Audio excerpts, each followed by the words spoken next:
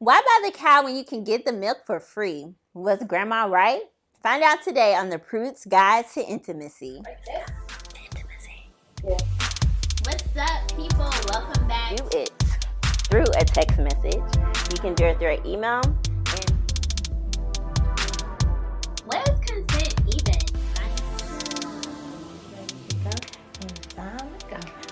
Ready to go. Okay.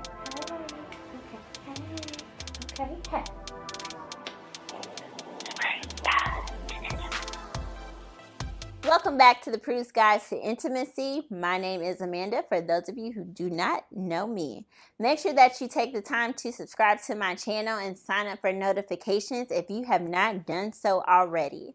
All right, let's get right into it. So, who has heard of the saying, why buy the cow when you can get the milk for free? Usually this is told to us by our grandmas when it comes to having sex too early.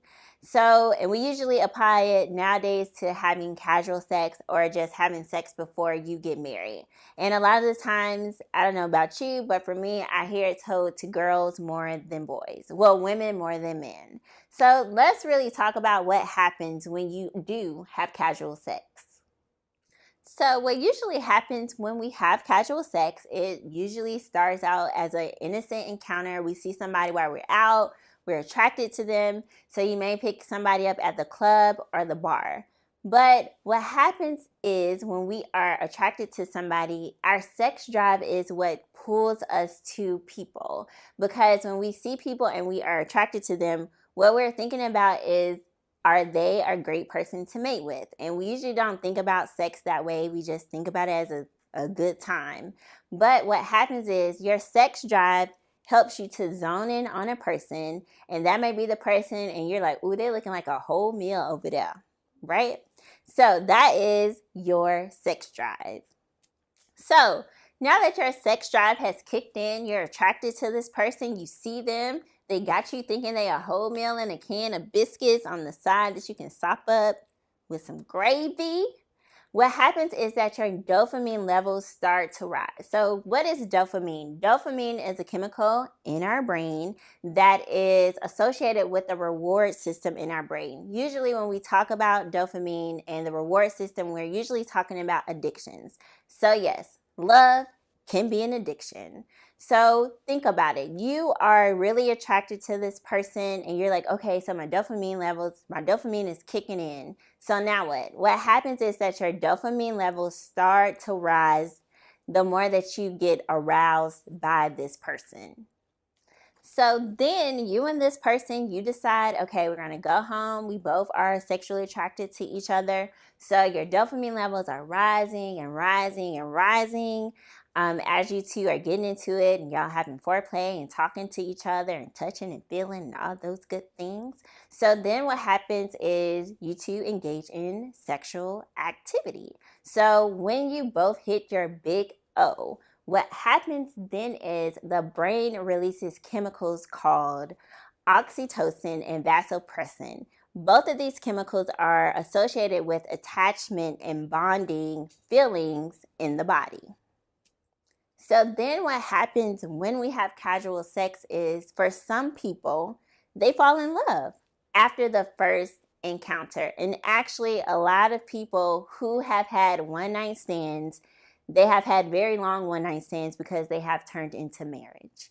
Because when we do have sex with people, all of the chemicals in our brain that are associated with rewards and attachment are released. So I know you're probably thinking, okay, Amanda, it does kind of sound like my grandma was right, because if I have sex on the first night, it sounds like I might fall in love. That may be true, but let me talk to you about another point. So I know a lot of you have probably heard that you should wait at least 90 days before engaging in sexual activity with a new person.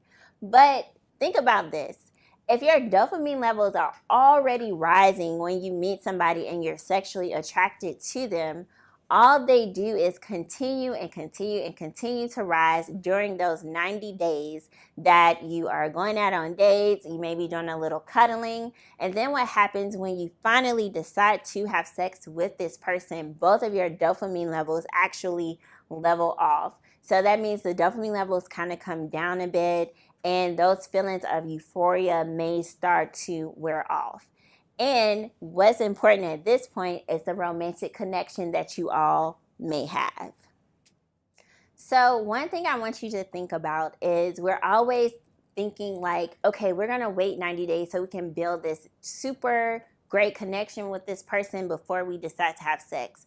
But what I do want you to think about is that romance and love take time.